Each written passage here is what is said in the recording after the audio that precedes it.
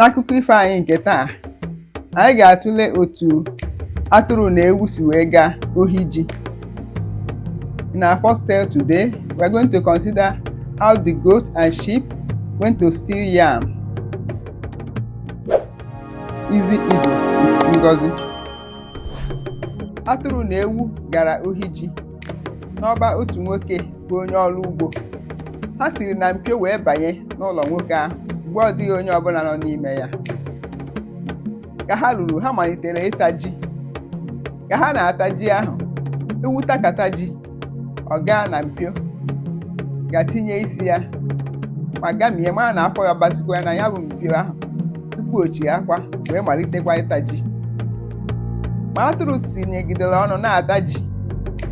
Ọ dịghịkwanụ mgbe o ji wee na-enenye anya elu ịma ma onye nwe ji ọ na-abịa. Ọ dịghịkwanụ otu o si wee gaa na mpio ịma ma ọ ga-enwezikwa ike si na mpio ahụ wee pụọ mgbe ọ tachara ji. Mana ewu takata ọ na-enyite anya elu mara na onye nwe ji ọ na-abata. Ọ takatakwa ọ gaa na mpio tinyekwa onwe ya mara na ọ ga-agafenwukwa na mpio. Ka nke a na-emezi, ka ha na-abụ na-ata ji, egburu opi ụgbọala n'ọnụ ụzọ nwoke ahụ. Onye nwe ji wee bata. Ka ha nepụrụ anya wee hụ na onye nwe ji abatara. Ewu siri na mpio ahụ ha si wee bata wee gbapụa. Ma atụrụ na-agbagharị okirikiri n'ime ụlọ nwoke ahụ n'ihi na mgbe o jiri etinye onwe ya na mpio, o nweghịkwa ike ịgafezi n'ihi na o rifeela oke afọ karịa otu afọ ya ga-agafe na mpio. Onye nwe ji nwekwara iwe nke ukwuu. O wetakwala ụtarị wee were atụrụ wee pịakasịa ya arụ. Ọ pịachasịla atụrụ ụtarị a, o meghekwala ọnụ ụzọ, atụrụ wee si na ya wee gbapụa. Ọ bụ otu a ka ewu na atụrụ si wee jee ori ji. Ha na-abọtara ji ahụ, mana ọ bụ naanị atụrụ tara ahụhụ dị na ya n'ihi na a pịara ya ụtarị nke ukwuu, ma ewu gbafuru na-enweghị mmerụ ahụ ọbụla o ketara.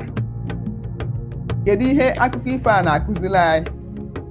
Ọ bụ ka anyị na-etinye amamihe n'ihe ọbụla anyị na-eme. A na-akwa asị ka etinye amamihe wee mebe ihe ọjọọ. Ihe mbụ ọ na-akụziri anyị bụ na anyị agaghị ewe ihe na-abụghị nke anyị, ya bụ ka anyị ghara ị na-ezu ori.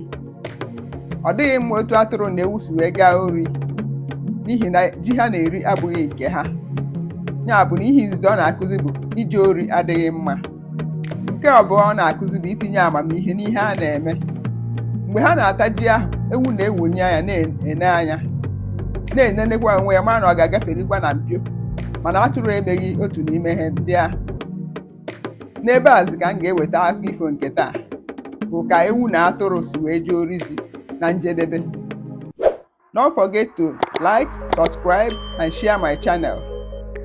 Ka emesịa, ka ọ dị oge ọzọ.